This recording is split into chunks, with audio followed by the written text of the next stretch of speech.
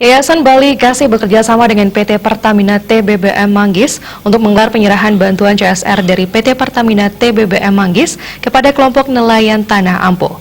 Kegiatan tersebut turut diisi agenda peresmian Koperasi Trimina Manik Segara.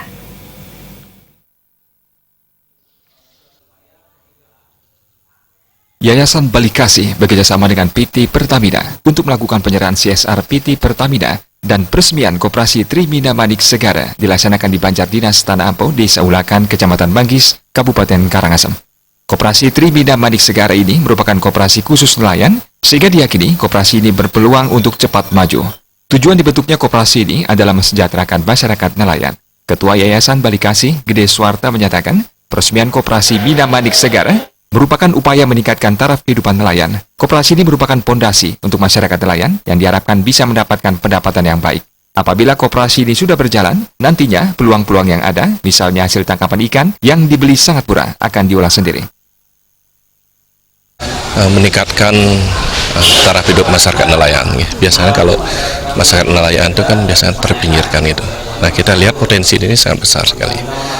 Nah, yang kedua, kenapa kita harus bentuk koperasi? Ya karena koperasi adalah pondasi untuk masyarakat nelayan itu bisa bekerja lebih baik, bisa mendapatkan income yang lebih baik. Gitu. Dengan koperasi itu, ya segala yang tidak mungkin akan bisa kita laksanakan.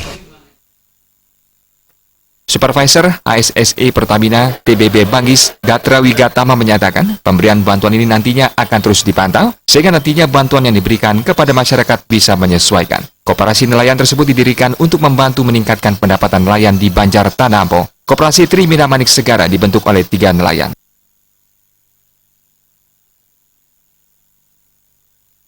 Saya sampaikan dari Pertamina artinya memfasilitasi teman-teman di sini. Kita bekerja sama dengan Yayasan Bali Kasih untuk membuatkan koperasi, kemudian kita memberikan bantuan jaring. Artinya ini nantinya ke depannya akan tetap kita monitor, menjadi fondasi buat teman-teman nelayan di sini. Nanti kita lihat dalam jangka waktu 1 tahun ini program mereka seperti apa, kemudian nanti juga kita monitor kebutuhan mereka apa.